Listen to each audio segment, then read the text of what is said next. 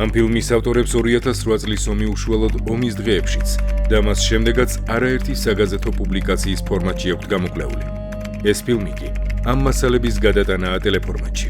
მასალები მოკლეული, მოძიებული და გადამოწმებულია წლების განმავლობაში და მიზნად ისახავს ომის ფაქტების გადარჩენას, რაც არავის მისცემს საშუალებას დაამახინჯოს აგვისტოს ომის ისტორია და გააუფასუროს ამ ომში თავგანწირულ რიგით მებრძოლთა სახელები. ეს ჟურნალისტური გამოძიება ჯერ კიდევ 2024 წლის ნოემბერში უნდა გასულიყო ეთერში. ფილმი დაგვიანებით, მაგრამ მაინც მიდის მაყურებლამდე.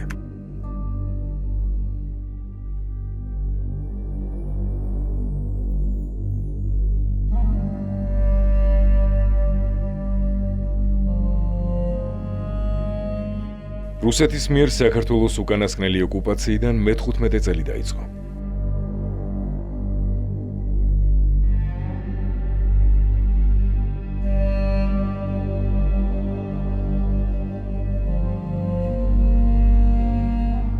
თბილისიდან დასავლეთით წასულებს ყველგან ოკუპაციის მავთულ ხლართები გვიჭრის გზას.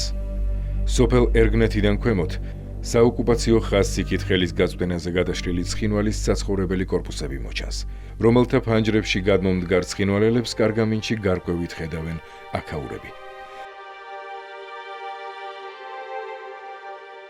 ყარაფილა ხურვალეთის მიმართულებით ცენტრალური ავტომაგისტრალიდან 400-ოდე მეტრში გადაჭიმული მავთულ ხლართები ორატყობს სოფლის სასაფლაოებს. ომმა მიცვალებულებსაც ორად გაუყო ქვეყანა. ქარელის, კასპის სახნავი მინდვრები ოკუპაციის ხაზთან ხრიოკ, მიტოვებულ მიწებად არის ქცეული, რადგან ამ მიწებს ქართველ გლეხებს აღარ აკარებენ. სამეგრელოს შამგონაში, ორსანტიაში, რიყეში, ტყაიაში, ზეთ სოფლის მცხოვრებთა სახლების თავზე ფრიალებს ჩვენი დროშები, ნიშნად იმისა, რომ ამ სახლებს იქით სხვა სახელმწიფოს იძულებითი ზონა იწყება. თვალხილული ოკუპაცია.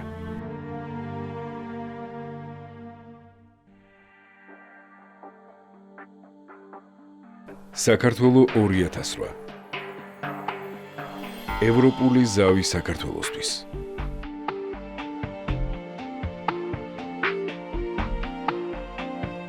უახლესი პერიოდის საქართველოს ომები უპრეცედენტოა იმ მხრივ, რომ არ მომხდარა მათი ობიექტური შეფასება. მოქმედმა ხელისუფლებამ 2024 წლის არჩევნების წინ პირობა მისცა ხალხს, რომ ბოლოს და ბოლოს გამოიძიებდა 2008 წლის ომში საქართველოს მარცხის მიზეზებს. პოლიტიკური და სამხედრო ისტაბლიშმენტის შეცდომებსა თუ დანაშაულებს, რომელთაც ოფიციალური კვალიფიკაცია დღემდე არ მისცემია. არადა ეს შეფასება უკიდურესად მნიშვნელოვანია როგორც 2008 წლის ომის ხელისუფლების რეალური სახისა და შესაძლებლობების შესაფასებლად, ასევე ჩვენი ქვეყნის მომავალი ანტიოკუპაციური გეგმებისათვის. 2008 წლის ომის ხელისუფლებამ თავის დროზე ყველაფერი გააკეთა იმისთვის, რომ ფართო საზოგადოებისთვის არ ყოფილიყო ხელმისაწვდომი ამ ომთან დაკავშირებული ადგილობრივი თუ საერთაშორისო მნიშვნელობის დოკუმენტები, პოლიტიკური და სამხედრო შინაარსის შეთანხმებები, გადაწყვეტილებები, ბრძანებები. ამ დოკუმენტებს მხოლოდ საკუთარი არადამაჯერებელი ინტერპრეტაციით აწვდიდნენ ხალხს, რომელმაც საკუთარ თავზე იწვნია ომის ტრაგიკული და შეუქცევადი შედეგები. ხელისუფლებაში მოსულმა ახალმა პოლიტიკურმა ჯგუფმა 2013 წელს თარგმნა 2008 წლის ომთან დაკავშირებული საერთაშორისო ფუნდამენტური დოკუმენტები, მაგრამ ეს დოკუმენტებიც პოლიტიკური ელიტის მცირე ჯგუფის გარდა ისევ არავის უნახავს. ისინი ისევ ხელისუფლების მაღალჩინოსნების კაბინეტებში დარჩა, ისევ ხელმიუწვდომელია საზოგადოებისთვის. ხელმიუწვდომელი დარჩა 2012 წელს ახლად მოსული ხელისუფლების მიერ ომის შედეგების შესწავლის მიზნით შექმნილი სპეციალური კომისიის დასკვნაც, რომელიც უშიშროების საბჭოს წარედგინა, მაგრამ საიდუმლო გრიფი დაედო და დღემდე არავინ იცის მისი ბედი. არავინ იცის იმ დოკუმენტების შინაარსი, რომლებიც შესაძლოა საქართველოს მაშინდელი ხელისუფლების ყველაზე მძიმე შეცდომებსაც ასახავენ.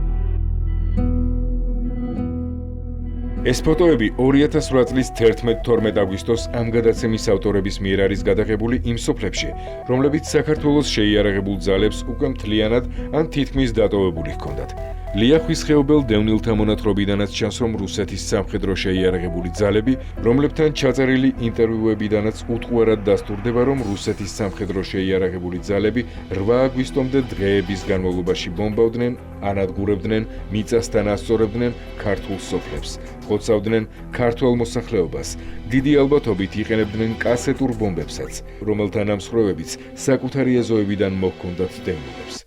ლიახველები, უბრალო ადამიანები, ხვდებოდნენ, რომ ამ გრძელ სახიფათო გზაზე, რომელზეც ხელისუფლებისა და სამხედროებისგან მიტოვებულები, გამწარებულები მორბოდნენ, მოჰქონდათ საკუთარი სახელმწიფოსთვის ფასდაუდებელი მტკიცებულებები.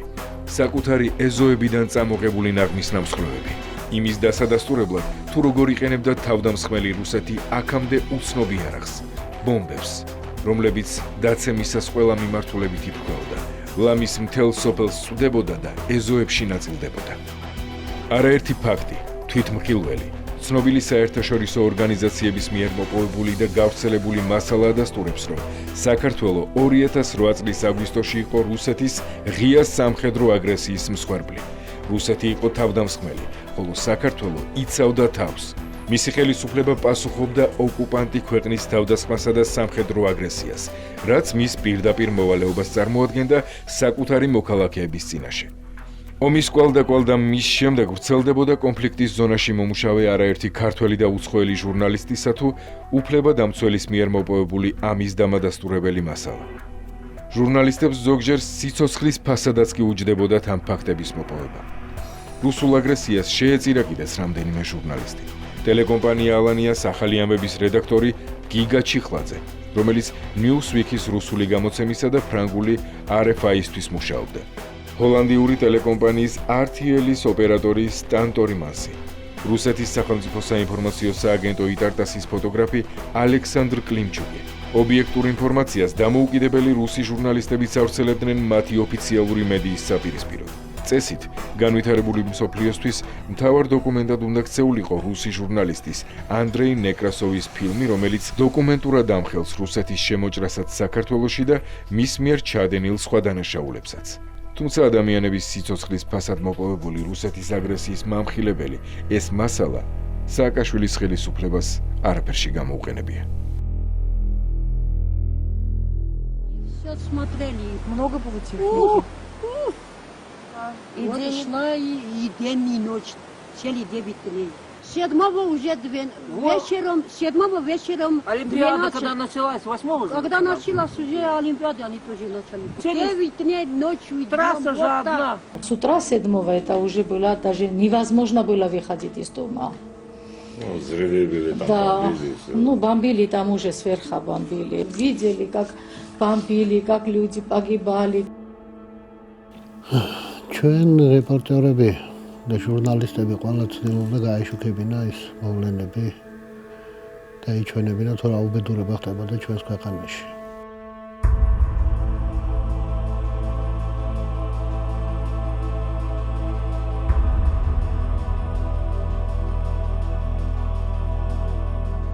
იმ ორი კადრით, რომელიც ჩვენ გადავიღეთ, ძმა იყო, ის დაიღუპა მერე რაღაცა პერიოდის შემდეგ. ან იპოვა იქ ამ უამრავი დახოცილების ადამიანების ერთ-ერთი იპოვა საკუთარი ძმა.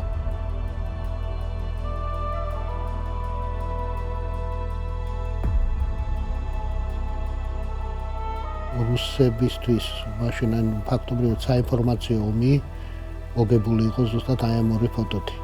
მაგ პერიოდში და ნადირობა ჰქონდათ გამოცხადებული, მე რაღაც ტექსტებთან თითქოს მე და ჩემმა კოლეგებმა გავაყალბეთ ეს მსახიობია, დადგმული სცენარია და საბედნიეროდ არსებობდა ჩვენი ერთ-ერთი ოპერატორის ლევან გებუაძის გადაღებული ვიდეო კადრები, სადაც მტკიცდებოდა ის, რომ ეს მოვლენა არსებობდა რეალურად.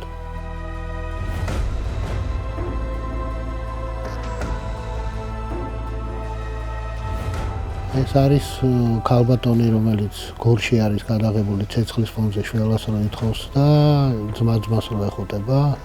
ეს ორი ფოტო იყო ერთ-ერთი ყველაზე წამყვანი ფოტოები იმ პერიოდში.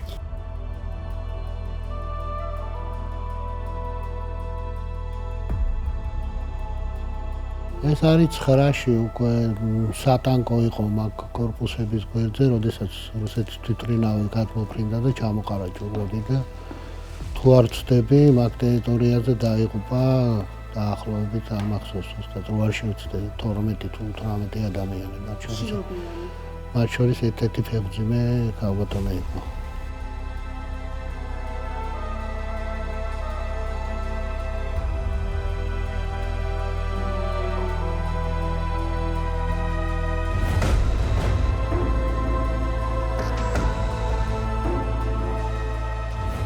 ეს იყო ერთ-ერთი მტკიცებულება იმისა, თუ რა უბედურება ხდებოდა. აი, ყოველ შემთხვევაში იმ სხვა დანარჩენი ფოტოებიდან და იმ მასალებიდან რაც არსებობდა, ეს ორი ფოტო იყო წამყვანი იმ თვალსაზრისით, რომელიც იყო მსოფლიოს ყველა წამყვან გაზეთებზე პირველ გვერდებზე. მეორე ფოტო.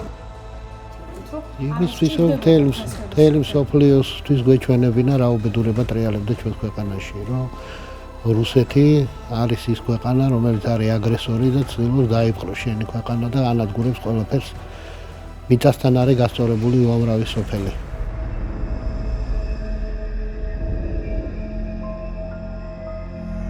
აგვისტოს ომის შემდეგ შექმნილი ყველა საერთაშორისო დოკუმენტი, რომლებსაც საქართველოს ხელისუფლება აწერდა ხელს, საქართველოს მარცხის გაგრძელება იყო საერთაშორისო ასპარეზზე.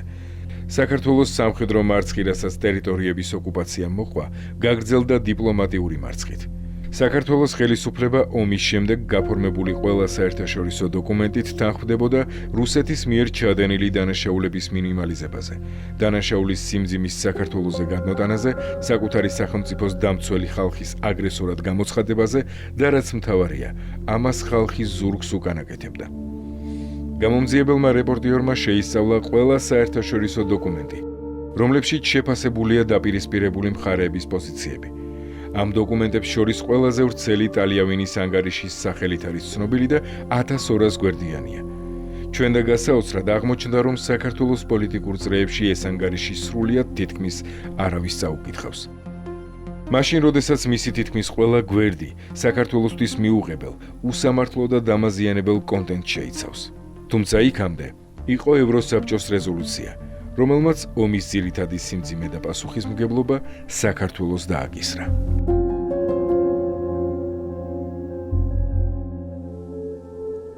დოკუმენტი პირველი. ევროსაბჭოს რეზოლუცია 1633.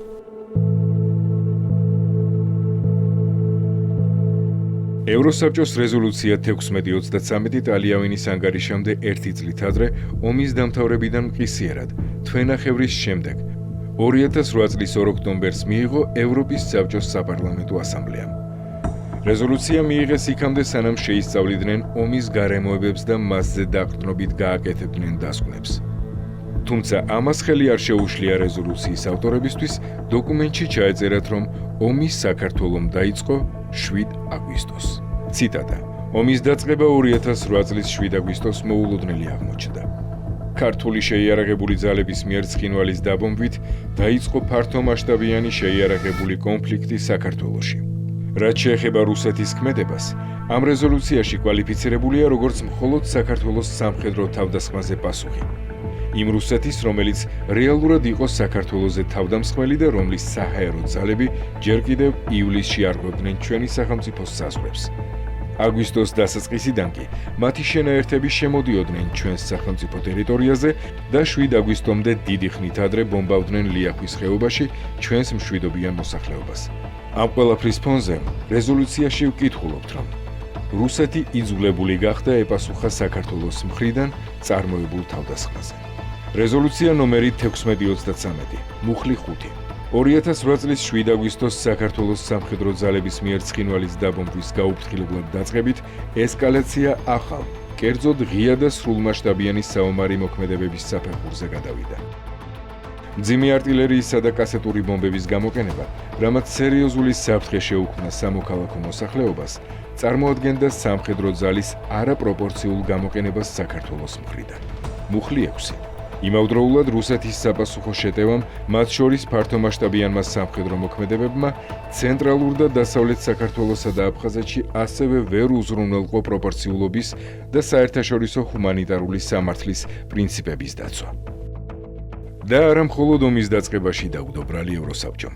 ასეთმა ავტორიტეტულმა საერთაშორისო სტრუქტურამ ერთმანეთთან გაათანაბრა საკუთარ სახელმწიფოში კონსტიტუციური წესრიგის აღსადგენად მებრძოლი არმიისა და სხვის სახელმწიფო საზღვრებში შემოჭრილი სამხედრო ძალების ქმედებები. ორივეს ადამიანის უფლებებისა და ჰუმანიტარული სამართლის დარღვევა დასდობრავად, რაც ომის დანაშაულს წარმოადგენს. მაშინ, როდესაც რეზოლუცია იქმნებოდა, ჯერ კიდევ არ იყო გარკვეული, რომელმა მხარემ რა სიმძიმის და რა ტიპის დანაშაულები ჩაიდინა და ამიტომ არავინ იცის, რაზე დაყრდნობით ჩაიწერა რეზოლუციაში საქართველოს საერთაშორისო ავტორიტეტისთვის ძირგამომთხრელი შეფასებები. მხოლოდ მოგვიანებით ჩატარებულ საერთაშორისო კვლევებში გაჩნდა Amnesty International-ის და Human Rights-ის მიერ მოძიებული ფაქტები, რომლებიც უკვე ცხადყოფენ, როგორ იდევნებოდნენ ქართველების საკუთარი სახლებიდან, როგორი სისასტიკით უსწორდებოდნენ ტყვედ ჩავარდნილ ჩვენს მშვიდობიან მოსახლეობასა და იარა გაყრილ მებრძოლებს.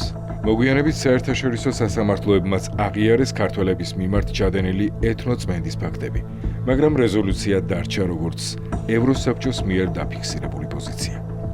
მუხლით 11. ასამბლეა შეშფოთებულია ადამიანის უფლებათა და ჰუმანიტარული სამართლის დარღვევის ფაქტების გამო, რომლებიც ჩადენილი იქნა ორივე მხარის მიერ ომის მიმდინარეობისას, როგორიცაა მშვიდობიან მოქალაქეთა განზრახი ან გაუფრთხილებლობით გამოწვეული მოგვდინება, ან დაჭრა ისევე როგორც საკუთრების ხელყოფა. კერძოდ, განურჩეველი ძალისა და შეიარაღების გამოყენება სამოქალაქო ტერიტორიებზე, როგორც საქართველოს, ასევე რუსეთის სამხედრო ძალების მიერ შესაძლოა მიჩნეულ იქნეს როგორც ომის დანაშაულები, რაც საჭიროებს საფუძვლიან გამოძიებას. ევროპის საბჭოს საპარლამენტო ასამბლეის სხდომა, რომელზეც რეზოლუცია მიიღეს, 2008 წლის 30 სექტემბრიდან 2 ოქტომბრამდე მიმდინარეობდა. სხდომას ქართული დელეგაცია ესწრებოდა, რომელშიც ხმის უფლება 5 წარმომადგენელს ჰქონდა. ერთიანი ნაციონალური მოძრაობიდან პარლამენტის დეპუტატებს, გიორგი კანდელაკს, ჩიორა თაქთაქიშვილს, გიორგი გაბაშვილს, დავით დარჩიაშვილს, საპარლამენტო ოპოზიციიდან კი ქრისტიან დემოკრატ გიორგი თარგამაძეს. დეპუტაციამ მხარი დაუჭირა რეზოლუციის ტექსტს. ისინი დღემდე მიიჩნევენ, რომ სწორად მოიქცნენ. გვეთანხმებიან, რომ რეზოლუციაში არის გარკვეული სადავო ადგილები, მაგრამ მათი აზრით, მთლიანობაში რეზოლუცია მისაღები იყო, რადგან ეს იყო პირველი საერთაშორისო დოკუმენტი, რომელშიც რუსეთის მიერ ჩადენილ დანაშაულებზეც იყო საუბარი. კერძოდ, რუსეთის მიერ საქართველოს თავდასხმაზე გაცემული არაპროპორციული პასუხი შემოჭრა საქართველოს სიღრმეში იყო ოკუპაციად მოხსენიებული და დაგმობილი იყო მის მიერ სამხრეთ ოსეთისა და აფხაზეთის დამოუკიდებლობის აღიარება.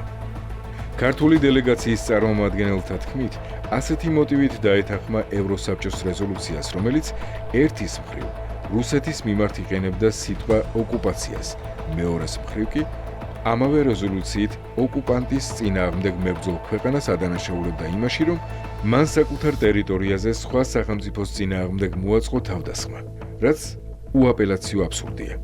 კიდეც რომ დაუშვათ, რომ ქართული დელეგაცია ვერ გაუმკლავდა ევროპის აუხსნელ ლოიალობას რუსეთის მიმართ, საქართველოს ხელისუფლებას ის მაინც უნდა გაეკეთებინა, რომ ევროსაბჭოს მიერ მიღებული ასეთი გადაწყვეტილება თავის დიპლომატიურ მარცხად ეღიარებინა და ქართველი ხალხისთვის აეხსნა ამ მარცხის მიზეზი. დღეს საქართველოს მაშინდელი დელეგაციის წარმომადგენლები აღიარებენ, რომ რეზოლუცია ნამდვილად არ იყო საქართველოსთვის ცალსახად მომგებიანი დოკუმენტი, მაგრამ ამბობენ, რომ ეს იყო დასავლეთის პირველი მცდელობა პატარა ქვეყნის მხარდასაჭერად. დასავლეთს მაშინ რუსეთის მიმართ უფრო მკაცრი პოზიციის გამოხატვა არ შეეძლო. რა თქმა უნდა, შეიძლება და უკეთ ფორმულირება ამ ყველაფრისა, მაგრამ ისე ვიმეორებ რა, ამაზე ხელი უნდა მოეწერა თუ ხარი დაეჭირა ისეთ პერსონაჟებსაც, როგორიც იყო მაგალითად ვინმე გროსი, შვეიცარელი სოციალისტი, რომელიც მაქსიმალურად რუსების ინტერესების გათვალისწინებას ცდილობდა. მაგრამ ჩვენი მოკავშირეები გვეუბნებოდნენ, რომ თუ გვინდა რომ ეს რეზოლუცია გავიდეს, მანაც უნდა დაუჭიროს მხარი. დაუჭირა მხარი. გროსის მხარდაჭერაც არის ამ დოკუმენტის მიმართ იმის გამო, რომ ესეთი ბუნდოვანი ფორმულირებები ჩაიდო. მთავარი შედეგი, რაც რუსეთმა საერთაშორისო მხარდაჭერით მიიღო, აგვისტოს ომის შედეგად იყო ის, რომ ოკუპანტი ქვეყნის ჯარები სამშვიდობო მანდატით ისევ დარჩნენ საქართველოში, ეგრეთ წოდებულ ბუფერულ ზონებში. იმ პირობით, რომ მათი დარჩენის შემთხვევაში რუსული სამხედრო შენაერთები გავიდოდნენ იმ ტერიტორიებიდან, რომლებიც 7 აგვისტოს შემდეგ დაიკავეს საქართველოს სიღრმეში. ამას თავისი მიზეზი ჰქონდა. საქართველოს ხელისუფლებამ წლების განმავლობაში არაფერი გააკეთა იმისთვის, რომ რუს ეგრეთ წოდებულ სამშვიდობოებს შეწყვეტოდათ ეს მისია. ნაციონალების ხელისუფლება არადა არ თანხმდებოდა ოპოზიციის მუდმივ მოთხოვნას, რომ საქართველო გამოსულიყო დსთ-ს ხელშეკრულებიდან, რაც კანონიერის საფუძველი გახდებოდა იმისა, რომ რუსეთის მშვიდობის მყოფელების იარლიხს ამოფარებული სამხედრო ძალა უკანონოდ მიჩნეულიყო და შექმნილიყო ლეგიტიმური საფუძველი მათი გაყვანისთვის. ეს კი კიდევ ერთი მაგალითია იმისა, რომ ნაციონალების ხელისუფლება მხოლოდ პიარით უპირისპირდებოდა რუსულ ოკუპაციას. საქმით კი ყველაფერს აკეთებდა მის გასახანგრძლივებლად. გამოვიდეთ დსთ-დან. ჩვენ ვამბობთ რესპუბლიკას, ჩვენი ის იყო, რა ქვია, და ხო და ეს რუსები თუ გამოვიდოდნენ, უკვე დსთ-ს გაწყვეტილება უკანონო რჩებოდა. ანუ დსთ-ს არა მოსკოვს, დსთ-ს გაეყვანა თავისი ჯარები ან რჩებოდნენ უკანონოდ. აი ამ დროს უნდა გვეთქვა ჩვენ რუსეთის ოკუპირებულ ჯარებს. ყურადღებას არ გვაქცევდნენ. ნაციონალური მოძრაობა განაგრძობდა მუდმივად დსთ-ში ყოფნის აუცილებლობას. იქ გაზი გვაქვს უფასო, თუ იქ ნავთობი გვაქვს უფასო, იქ ანუ უამრავი სიკეთები რაღაცები იყო, რა თქმა უნდა. მაგრამ როგორც კი ომი მოხდა, საშინელი ხო გამოვედით მაშინვე არა? ცოტა ადრე გამოსულიყავით. რუსეთის ეს ქმედება იქნებოდა სრულიად უკანონო. ფაქტია, რომ ხელისუფლებამ არ გადადგა რუსეთის ფსევდოსამშვიდობო ძალების დელეგიტიმაციისთვის საჭირო ნაბიჯი მაშინაც კი, როდესაც ამას ქვეყნისთვის სასიცოცხლო მნიშვნელობა ჰქონდა აგვისტოს გარდაუვალი ომის წინ. მოგვიანებით ყველამ აღიარა, რომ ცხინვალის რეგიონში შექმნილ კონფრონტაციაში რუსი სამშვიდობოების უშუალო მონაწილეობა აშკარა იყო. მაგრამ ნაციონალების ხელისუფლება მაინც ჯიუტად უარს ამბობდა დსთ-დან საქართველოს გამოსვლაზე, რაც მთავარი ნაბიჯი იქნებოდა სამშვიდობო მანდატით მოქმედი რუსეთის სამხედრო ძალების უკანონოდ გამოცხადებისთვის. სააკაშვილის ხელისუფლების ასეთი არათანმიმდევრული და აუხსნელი ქმედებებით კი შედეგად მივიღეთ ის, რომ რუსული სამშვიდობო ძალების, როგორც კონფლიქტის შემაკავებელი კანონიერი ძალის დარჩენა 7 აგვისტომდელ პოზიციებზე დასაშვები გახდა საერთაშორისო საზოგადოებისთვის, რაც 1633 რეზოლუციაში და სხვა ევროპულ დოკუმენტებშიც ჩაიწერა. აღსანიშნავია, რომ რეზოლუციის ეს პუნქტი იმეორებს იმ დროს ევროკავშირის თავმჯდომარე ქვეყნის პრეზიდენტის ნიკოლა სარკოზის შუამავლობით 2008 წლის 12 აგვისტოს მიღწეული 6-პუნქტიანი შეთანხმების მეხუთე პუნქტს, რომელშიც წერია, რომ რუსეთის შეიარაღებული ძალები უნდა დაბრუნდნენ სამხედრო მოქმედებების დაწყებამდე არსებულ პოზიციებზე. საერთაშორისო მექანიზმების შექმნამდე რუსეთის სამშვიდობო ძალები განახორციელებენ უსაფრთხოების დროებით ზომებს. 1633 რეზოლუციაში ეს პუნქტი განმეორდა ასეთი ფორმულირებით. რუსეთმა უნდა გაამართლოს სამხედრო ძალების შენარჩუნება ეგრეთ წოდებულ ბუფერულ ზონაში. ევროპის საბჭომ, რომლის თვალწინაც რუსეთმა საქართველოს ტერიტორიის ოკუპაცია განახორციელა და საბჭომ ამავე დოკუმენტის სხვა პუნქტით ეს ოკუპაცია აღიარა კიდეც, მშვიდობის მყოფელის მანდატი შეუნარჩუნა აგრესორ სახელმწიფოს და ეს დიდწილად თავად საქართველოს ხელისუფლების დამსახურება იყო და ევროსაბჭოს ამ გადაწყვეტილებას საქართველოს დელეგაციამ ხელი აუწია. ხოლო იქამდე თბილისში პრეზიდენტ სააკაშვილთან შეხვედრიდან გამოსულმა ნიკოლა სარკოზიმ პირდაპირ განაცხადა, სავსებით ნორმალურია, რომ რუსეთს სურს დაიცვას თავისი ინტერესები და რუსების ინტერესები რუსეთის შიგნით ისევე, როგორც რუსულენოვანების რუსეთს გარეთ. პრეზიდენტმა სააკაშვილმა და მისმა გარემოცვამ კი ისევ არაკეთილსინდისიერი და არასერიოზული პიარის საგნად აქციეს ქვეყნისთვის ასეთი დამამცირებელი გარიგება და იმით დაიწყეს თავის მოწონება, რომ სააკაშვილმა 6-პუნქტიან შეთანხმებას იმავე ფურცელზე კი არ მოაწერა თურმე ხელი, რომელზეც რუსეთის პრეზიდენტმა მედვედევმა და სარკოზიმ მოაწერეს. არამედ იმავე ტექსტს სარკოზისთან ერთად მოაწერა სხვა ფურცელზე. თითქოს და ეს რამეს ცვლიდა იმ მიუღებელ დათმობებში, რომლებსაც ეს ხელშეკრულება შეიცავდა. თვით რეზოლუციის მხარდამჭერი ქართული დელეგაციის წევრები ვერ უარყოფენ იმას, რომ 1633 რეზოლუცია ევროპის მიერ ლოიალობის გამოხატულება იყო რუსეთის მიმართ, რომელსაც მაშინ დასავლეთის სხვადასხვა მიზეზის გამო ჯერ კიდევ ანგარიშს უწევდა. საქართველო არ აღმოჩნდა მისთვის ის ქვეყანა, რომლის დასაცავად ევროსაბჭო ამ ლოიალობას დაარღვევდა მაშინ, როდესაც ეს ყველაზე მეტად სჭირდებოდა საქართველოს. არც ის ქვეყანა აღმოჩნდა, რომლის ხელისუფლება საკუთარი ხალხის ინტერესებს დაიცავდა. ამ რეზოლუციას ქართულმა დელეგაციამ დაუჭირა მხარი, რუსულმა არ დაუჭირა. მნიშვნელოვანი იყო, რომ შექმნილიყო დოკუმენტი საერთაშორისო დონეზე, რომელიც პირველად მოთხოვდა პასუხს რუსეთს, დაადანაშაულებდა რუსეთს მთელ საქმიანობაში, იტყოდა ტერმინ ოკუპაციას, ეთნიკურ წმენდაზე ილაპარაკებდა და ასე შემდეგ. აი ეს ყველაფერი გაჟღერდა ამ დოკუმენტში ჩაიდო, ამას დაჭირდა სერიოზული მუშაობა, ადვოკატირება, ლობირება, დელეგაციებთან შეხვედრა. ეს იყო პერიოდი, როდესაც რუსეთი ითვლებოდა მაინც ნორმალურ პარტნიორად. რუსეთის 15-წევრიანი დელეგაციის 14-მა წევრმა მართლაც არ დაუჭირა მხარი რეზოლუციის ტექსტს. საქართველოსთვის პრინციპულად მიუღებელი და უსამართლო რეზოლუცია, რომლითაც ომის დაწყება ქართულ მხარეს ჩაუთვალეს დანაშაულად და მის ბრძოლას ოკუპანტის წინააღმდეგ უცხო სახელმწიფოზე თავდასხმა დაარქვეს, რუსეთის მოთხოვნით კიდევ უფრო მკაცრი უნდა ყოფილიყო საქართველოს მიმართ. რუსეთისთვის არ იყო საკმარისი ის, რომ თავდამსხმელად საქართველო გამოცხადდა.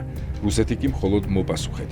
რუსი დიპლომატები აპროტესტებდნენ იმასაც კი, რომ საქართველოს მხრიდან განხორციელებულ თავდასხმაზე მათი ქვეყნის რეაგირება შეფასდა როგორც გადაჭარბებული პასუხი, რაც ქვეყნის შიგნით შეჭრაში, საქართველოს დედაქალაქის საჰაერო შტურმში, ფოთის, ზუგდიდისა და სხვა ქალაქების დაკავებაში გამოიხატა. რუსი დიპლომატების მოთხოვნით ქვეყნის სიღრმეში ასეთი აშკარად გადამეტებული შეჭრაც კი არ უნდა შეფასებულიყო ოკუპაციად. ამ მიზეზით დაუპირისპირდნენ რუსები რეზოლუციას. ქართული მხარე კი კმაყოფილი დარჩა იმით, რომ რეზოლუციამ მართალია თავდამსხმელ ქვეყანად გამოაცხადა საქართველო, მაგრამ აღიარა რუსეთის მიერ საქართველოს რამდენიმე ქალაქისა და სოფლის ოკუპაცია. ხაზგასმით, მხოლოდ რამდენიმე ქალაქისა და სოფლის, რომლებიც 7 აგვისტოს შემდეგ დაიკავა რუსულმა არმიამ. ანუ რეზოლუციამ მხოლოდ და მხოლოდ ეს აგვისტოს შეჭრა და თარეში აღიარა ოკუპაციად. თითქოს არ ყოფილიყო რუსეთის მიერ იქამდე დაპყრობილი ტერიტორიები, დაპყრობილი მთელი ცხინვალის რეგიონი, აფხაზეთი, გაგრა, სოხუმი, ოჩამჩირე, გოდორი, საქართველოს ფაქტობრივი საზღვარი ოტობაიასთან, შამგონასთან, რიყესთან, ყაიასთან, რუხთან, ქართლის სოფლებთან, ერეთთან, ერგნეთთან, კარალეთთან, საიდანაც ისი ახლოა რუსების მიერ დაპყრობილი სოფლები, რომ იქაურებს აქ დაყივლებული მამლის ხმა ესმით. რუსული მავთულთქლართებით გაყოფილი ეზოები, დინარეები, ძმები, ნათესავები, სასაფლაოები, ოკუპაციის ხაზთან აბალახებული, დაჭრილი მატარებლის ლიანდაგები და გუდაუთაში. საქართველოს იურისდიქციაში მყოფ ტერიტორიაზე ყველა საერთაშორისო სამართლის დარღვევით მოქმედი რუსული სამხედრო-ბაზა.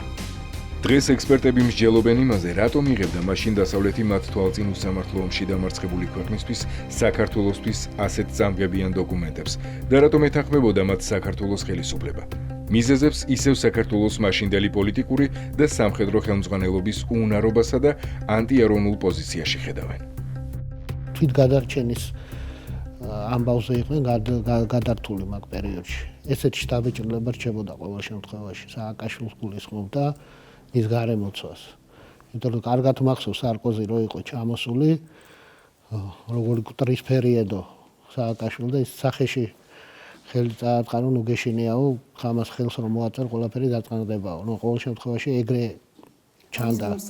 ამის ეს ჩანდა ესე ვიზუალურად. ფართომასშტაბიან საუბარი ეს ცოტა ანომალიებსა საუბარი. არავითარი ფართომასშტაბიან საბრძოლო მოქმედებების გამონათებს არ ქონია. ეს ხო აბსოლუტურად ლოკალური ტიპის შეტაკება, განსაზღვრული ტერიტორიის ფორმატში. რა თქმა უნდა, რუსულმა აგრესიამ გააფართოვა კონფლიქტის ზონა, მაგრამ არაც ცხინვალის დაუშვათ იგივე შეერაღებული დაპირისპირების ზონის ფარგლებში. მედვედევის მიერ მიღებულმა გადაწყვეტილებამ, რომ მან ფაქტიურად ომი გამოუცხადა დე-ფაქტო საქართველოს, ანუ გამოაცხადა რუსეთის შეერაღებული ძალები იწყებდნენ ფართომასშტაბიან შემოჭრა საქართველოში ინტერვენციას აგრესიიდან განსხვავებით. აგრესია უკვე მოხდარი ფაქტი იყო და ისინი გადავიდნენ ფართომასშტაბიან ინტერვენციას, რატომ? იმიტომ რომ ნახეთ, რუსეთის შეერაღებული ძალები შემოვიდნენ ფაქტიურად ყველა მიმართულებიდან, ხო? ცხინვალის რეგიონიდან და ასევე შემოვიდნენ აფხაზეთის სეპარატისტულ რეგიონიდან და შემოვიდნენ დასავლეთ საქართველოს ტერიტორიიდან. მოდი შევთანხმდეთ რაღაც. დასავლეთი არ გიწერს არაფერს. დასავლეთი არის შუამავალი. არის რუსეთი, არის საქართველო. იქა შენი პოზიციები რამდენ მტკიცედ უნდა დაიცვა, ხო? რამდენ მტკიცედ უნდა დაიცვა აი ამ მოლაპარაკებების დროს. ეს არის შენი დიპლომატიის ხელოვნება და დიპლომატიის საკითხები, თორე დასავლეთი არ ჩეგეროა. ეხლა დასავლეთი რომ დახმარებაზე თუ მიდგა საქმე დასავლეთის მხრიდან, ხო? 5 დღეში დამთავრდა. უკრაინას ეხმარებიან, იმიტომ რომ იომა ეხლა ხედავენ რომ ეხლა იომობს. დასაწყისში არ დახმარებიან უკრაინას. შეხედეს რომ რა მოხდებოდა, დაინახეს რომ იომა უკრაინამ დაინახეს რომ დადგა ფეხზე უკრაინა და მერე დაიწყეს დახმარება. აბა დაენახათ რომ ჩვენ დავდექით ფეხზე და რაღაც პასუხი გავეცით. საწყალი საქართველოს კი არ დაეხმარებოდნენ, მაშინ იქნებოდა საქართველოს დაეხმარებოდნენ მაშინ. დოკუმენტი 2. ტალიაინის კომისიის ანგარიში. ევროპის საბჭოს რეზოლუციის შექმნიდან 2 თვის შემდეგ, 2008 წლის 2 დეკემბერს, ევროსაბჭომ მიიღო გადაწყვეტილება შეექმნა ფაქტების დამდგენი და მოუკიდებელი საერთაშორისო მისია. მისიის ხელმძღვანელობა დაევალა შვეიცარიელ დიპლომატს, ჰაიდი ტალიაინს. მისიის ძირითადი ჯგუფი 3 კაცისგან შედგებოდა. მათთან თანამშრომლობდა 20-მდე ექსპერტი. კომისიის მუშაობისთვის გამოიყო 1.600.000 евро. წარმომადგენლობითი ოფისები გაიხსნა ჟენევაში, ბრიუსელსა და თბილისში. მისიასთან ურთიერთობა დაიწყეს ევროკავშირის ქვეყნებისა და ამერიკის შეერთებული შტატების მთავრობებმა. პოსტსაბჭოთა სივრციდან მისიამ თანამშრომლად უკრაინა აირჩია. ერთწლიანი მუშაობისა და კვლევა-ძიების შემდეგ ამ მაღალი ცენზის მქონე კომისიამ ევროპის საბჭოს წარუდგინა ანგარიში, რომელსაც საქართველოში მოუთმელად ელოდნენ. მაგრამ მისი შედეგები ყველასთვის მოულოდნელი აღმოჩნდა. ის თითქმის მთლიანად იმეორებდა იმ დასკვნებს, რომლებიც ევროსაბჭოს 1633 რეზოლუციაში ომის ფაქტების გამოძიებამდე ჩაიწერა. კერძოდ კომისიამ დასკვნაში გაიმეორა, რომ სამხედრო კონფლიქტი დაიწყო საქართველომ. საქართველომ განახორციელა სამხედრო აგრესია სამხრეთ ოსეთზე და ამით დაარღვია გაეროს წესდების მუხლი 2.4 ძალის გამოყენების აკრძალვის შესახებ. ეს სამხედრო კონფლიქტი მიმდინარეობდა ვის ტერიტორიაზე? აჰა. ანუ გამოდის რომ ეს ომი ამ ომს ელემენტად სამხედრო აგრესიას და სამინტერვენციას ვერ განახორციელა ქართული მხარე და უშუალოდ რუსეთის წინააღმდეგ, ხო? პირიქით. ეს ორი დოკუმენტი შეიძლება არ იყოს სავალდებულო აღსრულებისათვის, ხო? მაგრამ ამ დოკუმენტის საფუძველზე ბევრი და უშუალოდ რამოდენიმე საერთაშორისო საზოგადოების აქტორმა გააკეთა თავისი დასკვნები. განსაკუთრებით საგანგაშო რაც ამ დოკუმენტში ჩაიწერა ის არის, რომ საქართველოს მიერ ცხინვალზე განხორციელებული სამხედრო ოპერაცია შეფასდა როგორც ერთი სახელმწიფოს თავდასხმა სხვა სახელმწიფოზე. ანუ საქართველოს ნაწილი სამხრეთ ოსეთის რეგიონი გაუტოლდა სხვა სახელმწიფოს, რაც არც მეტი არც ნაკლები მისაღები აღმოჩნდა საქართველოს ხელისუფლებისთვის. ყოველ შემთხვევაში მას ეს არასდროს არსად გაუპროტესტებია. მისიამ ხელმძღვანელა გაეროს 33-14 რეზოლუციით, რომლის მესამე მუხლში განსაზღვრულია თავდასხმის სხვადასხვა ფორმა და საქართველოს სამხედრო ქმედებას მიუსადაგა ამ რეზოლუციის მესამე მუხლის A და B პუნქტები. კერძოდ, A პუნქტი. სახელმწიფოს შეიარაღებული ძალების შეჭრა ან თავდასხმა სხვა სახელმწიფოზე ან ნებისმიერი სამხედრო ოკუპაცია. B პუნქტი. სახელმწიფოს შეიარაღებული ძალების მიერ სხვა სახელმწიფოს ტერიტორიის დაბომბვა ან ნებისმიერი იარაღის გამოყენება მეორე სახელმწიფოს წინააღმდეგ მის ტერიტორიაზე. დოკუმენტში ცხინვალიდან განხორციელებულ სამხედრო ქმედებებზეც იგივე ჩანაწერია. ოსური მხრიდან ქართულ სოფლებსა და ქალაქ გორზე განხორციელებული შეტევები შეფასებულია როგორც ერთი სახელმწიფოს, ანუ სამხრეთ ოსეთის მხრიდან შეიარაღებული თავდასხმა მეორე სახელმწიფოს, ანუ საქართველოს ტერიტორიაზე. ანუ დოკუმენტში, რომელსაც დაეთანხმა საქართველოს ხელისუფლება, საქართველო და სამხრეთ ოსეთი გათანაბრებულია ორ სხვადასხვა სახელმწიფოსთან. საქართველოს ხელისუფლებას არ განუმარტავს თავისი ხალხისთვის, რატომ მიიღო კომისიის დასკვნის ასეთი საქართველოს ერთიანი სახელმწიფოსთვის ძირგამომთხრელი ტექსტი. პირიქით, საქართველოს პრეზიდენტმა და უმაღლესმა მთავარსარდალმა მიხეილ სააკაშვილმა ეს დოკუმენტი საერთაშორისო ასპარეზზე საქართველოს უდიდეს გამარჯვებას შეაფასა. რაც იყო ქართველი საზოგადოების მოტყუება და სინამდვილეში გაყალბება ძალაუფლების შესანარჩუნებლად. ეს არის საქართველოს დიდი დიპლომატიური გამარჯვება. ჩვენი ისტორიისთვის. ჩვენი სიმართლე გავიტანეთ და დავამტკიცეთ და ასე მოხდება ყოველთვის. ხელისუფლებამ, რომელიც ევროკავშირის საბჭოს ინიციატივით შექმნილი დოკუმენტის ანტისახელმწიფოებრივ ფორმულირებაზე თანხმდებოდა, ის გამოსავალი ნახა, რომ დოკუმენტი უბრალოდ დაემალა ხალხისთვის. კომისიის დასკვნის სრული ტექსტი ქართულად არ თარგმნეს, არც მისი დედანი მოიპოვებოდა. საქართველოს მოქალაქეებს არ მიუწვდებოდათ ხელი მის წაკითხვაზე. ამიტომ ხელისუფლებას ჰქონდა ყველა მექანიზმი, რომ ანგარიშის ტექსტი გაეყალბებინა და ისე წარედგინა მოქალაქეებისათვის. ასეც მოიქცა.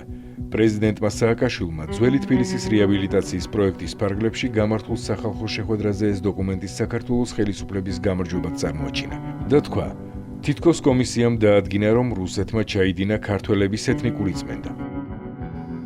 პირველად საერთაშორისო ურთიერთობების ისტორიაში ავტორიტეტულმა საერთაშორისო კომისიამ.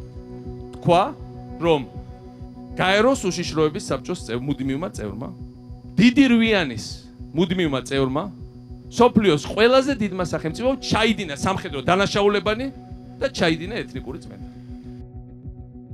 ეს რომ ჩაწერილიყო დოკუმენტში ცხადია სრულიად სამართლიანი იქნებოდა და ნამდვილად ჩაითვლებოდა ქართული დიპლომატიის გამარჯვებად, მაგრამ ტალიავილის ანგარიშის 1200 გვერდიან დოკუმენტში, რომელიც ჩვენმა საგამოძიებო ჯგუფმა სიტყვასიტყვით შეისწავლა, არსად წერია არც ერთი წინადადება, რომლითაც რუსები ხილებულნი იქნებიან ქართველების ეთნიკურ წმენდაში. ამის საწინააღმდეგოდ ყველგან წერია, რომ ქართველებს დევნიდნენ, ხოცავდნენ, უსწორდებოდნენ, მხოლოდ ოსები და ისინიც იმ ჯგუფების წარმომადგენლები იყვნენ, რომლებსაც ცხინვალის დე-ფაქტო ხელისუფლება ვერ მართავდა. პოზიცია, რომ რუსი სამხედროებიც იყვნენ ჩართულნი ქართველების ეთნიკურ წმენდაში, წერია მხოლოდ ქართველების მიერ წარდგენილ ხედვაში. მაგრამ კომისიას თავის დასკვნებში არსად აქვს ეს ხედვა გაზიარებული. კომისიის მიერ ეთნოწმენდის დამადასტურებლად მიჩნეული ყველა ფაქტი ისეა გადმოცემული, რომ ქართველების მიმართ ჩადენილ ეთნოწმენდაში ოსები და დანაშაულდნენ და არა რუსები. მაგალითად, დოკუმენტში არის ასეთი ჩანაწერები. ოსის სამხედრო პირები, რომლებიც რუსული შეიარაღებული ძალების მოწინავე დანაყოფებს მიჰყვებოდნენ, აწარმოებდნენ მოროდიორობის სისტემურ კამპანიას. რუსული შეიარაღებული ძალები პირდაპირ არ მონაწილეობდნენ სოფლების განადგურებაში, თუმცა არც არაფერს აკეთებდნენ, რომ ჩარეულიყვნენ და შეეჩერებინათ ის. რაც შეეხება სამხრეთ ოსეთის ძალების არაფორმალური შეიარაღებული ჯგუფების მიერ განხორციელებულ ეთნიკურ წმენდას, არსებობს სამხრეთ ოსების მიერ ეთნიკური ქართული სოფლების სისტემური ძარცვისა და ნგრევის დამადასტურებელი მტკიცებულებები, რაც გვაძლევს დასკვნის საფუძველს, რომ ეთნიკური წმენდა ნამდვილად განხორციელდა სამხრეთ ოსეთში, ეთნიკური ქართველების მიმართ. ტალიავილის კომისიამ დოკუმენტში ხაზგასმით ჩაწერა, რომ ქართველების მიმართ ჩადენილ დევნაში, მკვლელობებში, მოროდიორობაში, სახლების დაწვასა და სოფლების განადგურებაში არა მხოლოდ რუსულ მხარეს არ ედება ბრალი, არამედ ამ დანაშაულების გამო პასუხისმგებლობა არიდა თვით ცხინვალის დე-ფაქტო სეპარატისტულ ხელისუფლებას და დანაშაულის მთელი სიმძიმე გადაიტანა უმართავ ოსურ დაჯგუფებებზე, რომელთაც კომისია მოიხსენიებს ბანდ ფორმირებებად.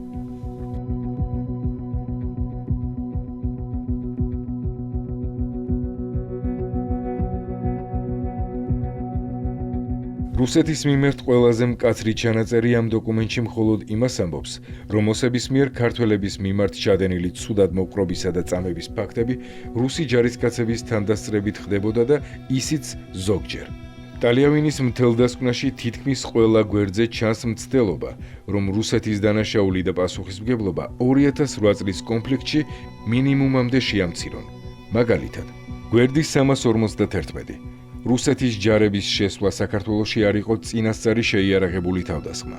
იმავე გვერდზე საქართველოს მოსაზრება, რომ რუსეთის ჯარები საქართველოს ტერიტორიაზე შემოვიდნენ როკის გვირაბით საქართველოს სახმელეთო და საჰაერო თავდასხმამდე, კომისიამ ვერ დაადასტურა. უფრო მოგვიანებით, მათი შემოსვლის ნებისმიერი ფაქტი იურიდიულად არ წარმოადგენს წინასწარ სამხედრო თავდასხმას. გვერდის 353 ცხინვალში როკის გვირაბის ჩრდილოეთით განლაგებული იყო რუსული ჯარები, რომლებსაც თავი მოუყარეს წვრთნისთვის კავკაზ 2008.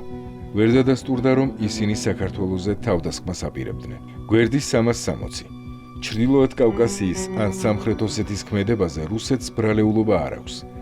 არ ჩანს, რომ სამხრეთ ოსეთის შეიარაღებული თავდასხმა საქართველოზე შეიძლება მიეწეროს რუსეთს.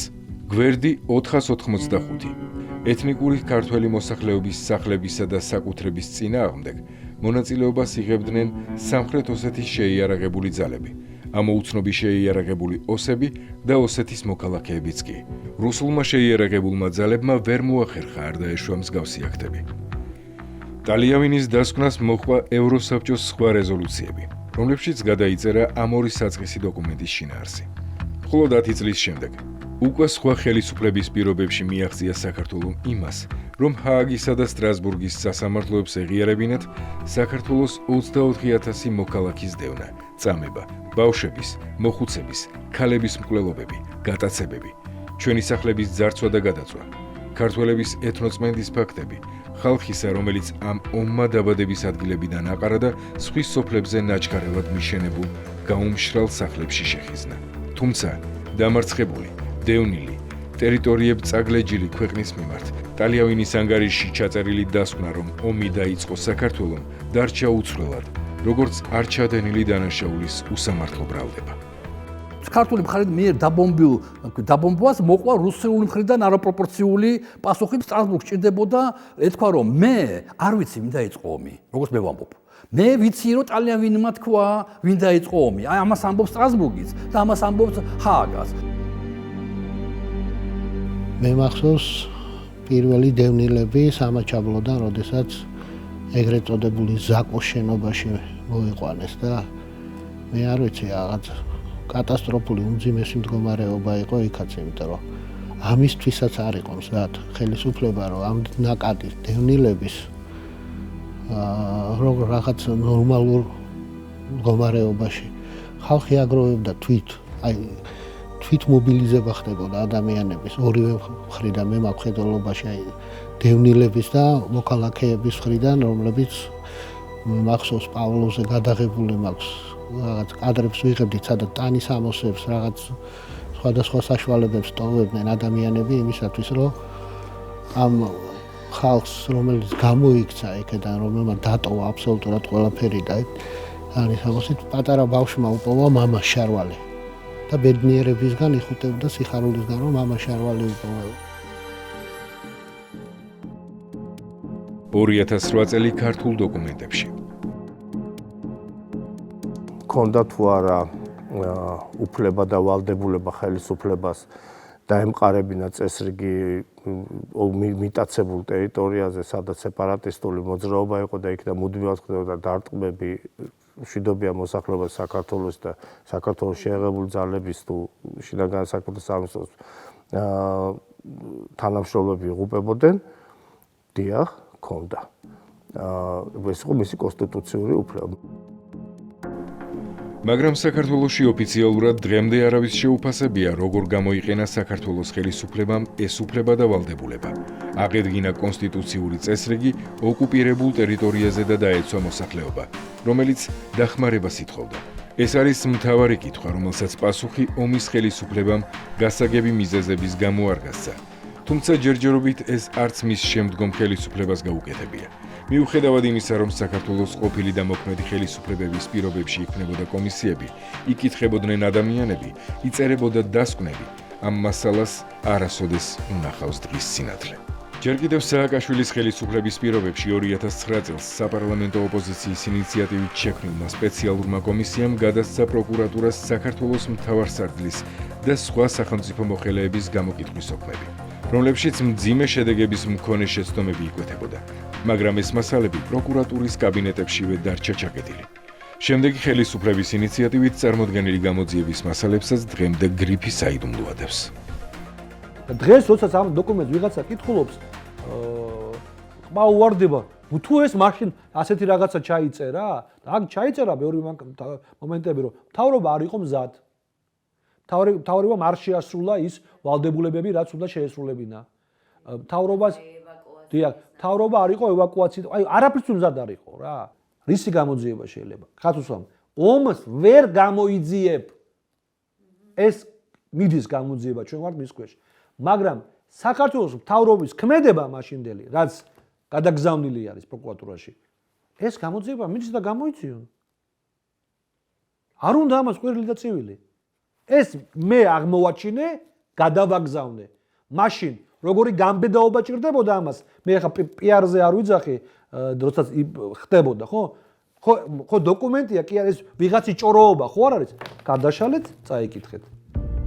კონკრეტული სახელები და გვარები არის. 2009 წელს დროებითი საპარლამენტო კომისიის მუშაობის არეალი თავიდანვე შეზღუდული იყო. მას არ ჰქონდა საგამოძიებო ფუნქცია, რის მინიჭებასაც კომისიისთვის ითხოვდა საპარლამენტო ოპოზიცია, მაგრამ უმრავლესობამ ნაციონალურმა მოძრაობამ მხარი არ დაუჭირა გამოძიების დაწყებას. კომისიას დაევალა მხოლოდ სახელმწიფო მოხელეების მიერ ომში განხორციელებული ქმედებების შეესწავლა და ამის მისაღწევად შემოფარგლულიყო ამ მაღალჩინოსნებისგან ინფორმაციის მიღებით. იმ დროს და იმ ხელისუფლების პირობებში ოპოზიციამ სხვა ბერკეტები ვერ მოიპოვა დასკვნების გასაკეთებლად. დროებითი საპარლამენტო კომისიის მუშაობის მთავარ მონაპოვრად დარჩა საქართველოს მთავარ სარდლისა და მაღალი რანგის სხვა სახელმწიფო მოხელეების პირველი და უკანასკნელი გამოკითხვის ოქმები, რომლებიც ომის ანალიზისთვის ბევრ საინტერესო ინფორმაციას შეიცავდა. თუმცა ამას ყურადღება არავინ მიაღწია. მაგალითად, საქართველოს პრეზიდენტი და შეიარაღებული ძალების მთავარსარდალი მიხეილ სააკაშვილი გამოკითხვისას ამბობს, რომ ომის რეალური საფრთხის ნიშნები ნამდვილად არსებობდა და არაფერი გააკეთა ომის თავიდან ასაცილებლად. სააკაშვილი ჩამოთვლის მთელ რიგ გარემოებებს, რომლებიც ამაზე მიუთითებდა. რუსეთი აგვისტოს ომამდე 1 წლით ადრე გამოვიდა იარაღის შეზღუდვის ხელშეკრულებიდან კავკასიის ფლანგზე. რუსეთის თავდაცვის სამინისტრომ მკვეთრად გაზარდა სამხედრო ძალის, ტექნიკისა და ჯავშან ტექნიკის რაოდენობა ჩრდილოეთ კავკასიაში. მიმდინარეობდა რუსული პასპორტების დარიგების გაცხოველებული პროცესი. რუსეთის ხელისუფლების პირველი პირები, ვლადიმერ პუტინი და დიმიტრი მედვედევი, ფაქტობრივად პირდაპირ ეუბნებოდნენ სააკაშვილს, რომ კოსოვოს აღიარებისთვის დასავლეთს, საქართველოს რეგიონებში, სამხრეთ ოსეთსა და აფხაზეთში გასცემდნენ პასუხს. კითხვაზე რატომ არ გაითვალისწინა საქართველომ ყველა ეს გარემოება რუსეთის მხრიდან პროვოკაციებისთვის თავის სასარიდებლად, სააკაშვილმა ხელი დასავლეთისკენ გაიშვირა და თქვა, ფუნდამენტური დებულება, რომელიც ჰქონდათ ამერიკელებსა და ევროპელ პარტნიორებს, შეიცვალა აგვისტოში, რომ რუსეთი მიუხედავად მუქარისა, აგრესიისა და პროვოკაციებისა, არ იყო მზად ფართომასშტაბიანი ინტერვენციისათვის სხვა ქვეყნებში. ამით პრეზიდენტმა სააკაშვილმა ომის პროვოკაციაზე წამოგების პასუხისმგებლობა დასავლეთს დააკისრა. ყველა მიცოდა, რომ კომისიის თავდაუზოგავი მუშაობის მიუხედავად, შედეგი ვერ დადგებოდა იმ ხელისუფლების პირობებში, რომელიც კრიტიკას და განსხვავებულ აზრს პრინციპულად არ უშვებდა და გააფთრებით დევნიდა. კომისიის მუშაობა 4 წლის გამოშვებას უფრო ჰგავდა იმ წრეხიდან, რომელსაც ხელისუფლებას უქმნიდა წაგებული ომი, საპროტესტო აქციები, ადამიანის უფლებების ტოტალური შელახვით ფეხზე მდგარი ქვეყანა. 2012 წლის შემდეგ, როდესაც ხელისუფლებიდან წავიდა ის პოლიტიკური ძალა, რომელიც პასუხისმგებელი იყო 2008 წლის ომის შედეგებზე, საზოგადოებაში გაჩნდა რეალური მოლოდინი, რომ მრავალ სხვა დახურულ თემასთან ერთად წაგებული ომის ბევრ უცნობ მხარესაც აეხდებოდა ფარდა. კომისიამ, რომელიც 2012 წელს შეიქმნა თავდაცვის სამინისტროში, გამოკითხა ომის ასობით მონაწილე. მხოლოდ ინტერვიუს სახით 1200 პირი დაიკითხა. შეკრიბეს ყველა დოკუმენტური მასალა წერილობითი პატაკების ჩათვლით. წინამორბედი კომისიისგან განსხვავებით, ომის მოვლენების შესწავლა დაიწყო სამხედრო ოპერატიული თვალსაზრისით. კომისიას გენშტაბის მაშინდელი ხელმძღვანელი ვახტანგ კაპანაძე ჩაუდგა სათავეში. დაიწერა დასვენა, რომელიც უშიშროების საბჭოს გადაეგზავნა შემდგომი მსვლელობისთვის. კომისიის წევრებს დღემდე ეკრძალებათ მასალების გახმაურება. ისინი უფლებამოსილები არიან ისაუბრონ მხოლოდ სისტემურ შეცდომებზე, რაც არაერთია. მათგან ყველამ თანაბრად მიიღო მონაწილეობა საქართველოს მარცხში რუსეთთან. აფხაზეთიდან გამოვლილი ხალხი, ვინც დარჩა ჯარში, რომელმაც მესასწავლებლები დაამთავრა, ხო, ფსიქოლოგიურ და მორალურად ჩვენ ვემზადებოდით ჩვენი მთავარი ომისთვის, ჩემი თაობის ოფიცრებს ვიძახი, ასე იყო, ვიცოდით რუსეთთან მოგვიწევდა ბრძოლა. აი ეს ხელის ერთი გადასმით გადაგწიეს ყველა და მოიყვანეს ალბათ კარგი ასეულის მეთაური, ან ბატალიონის მეთაური და ძალიან ცუდი სარდალი და ასე შემდეგ, იმიტომ დანიშნეს პატარა ბიჭები მათ სარდლებად, ბრიგადის მეთაურებად.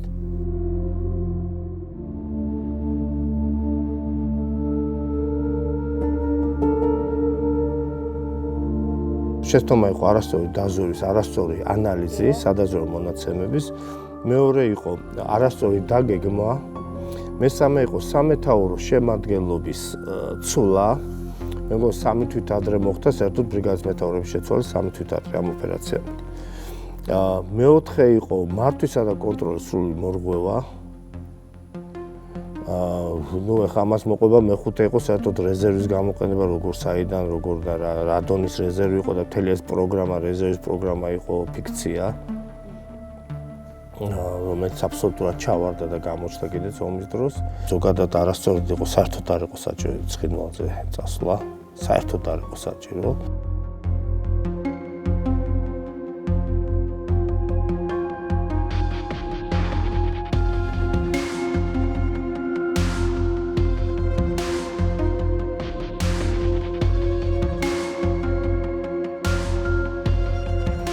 რატომ მოხდა და რატომ მისცეს უფლება რუსების შეაღებულ ძალებს, რომლებიც შემოვიდნენ ზუგდიდში, წასულიყვნენ ჭუბერის უღელტეხილისკენ.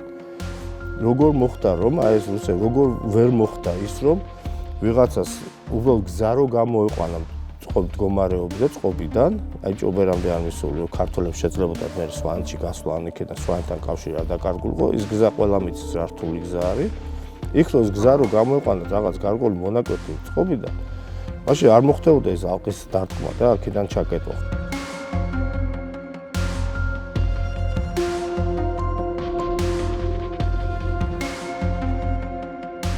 ერთ კვირაში მაინც დაიდო ხელშეკრულება, მაინც შემოხდა ცეცხლის შეწყვეტა და იქნებოდა ისევ ისე ყოველ შემთხვევაში არ დავთმობთ იმ ტერიტორიას.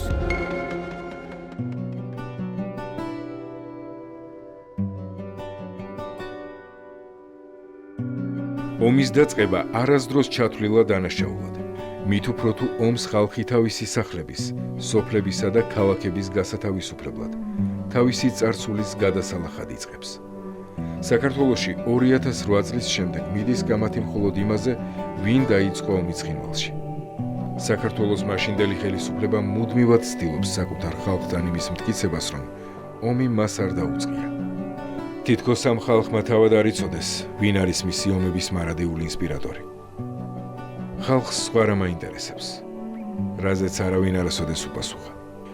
არც ომის ხელისუფლებამ და ჯერჯერობით არც მის შემდეგ მოსულმა.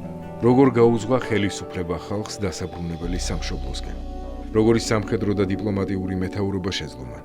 ვინ დატოვა დაუცველი ხალხი მარტო რუსული სამხედრო მანქანის პირისპირ. ვინ არ დაიცვა, არ გადაარჩინა, არ შეასრულა თავისი უპირატესი მოვალეობა. ამ კითხვებზე პასუხის გაცემა მთავარი ნაბიჯია საქართველოს ანტისაოკუპაციო პოლიტიკისთვის.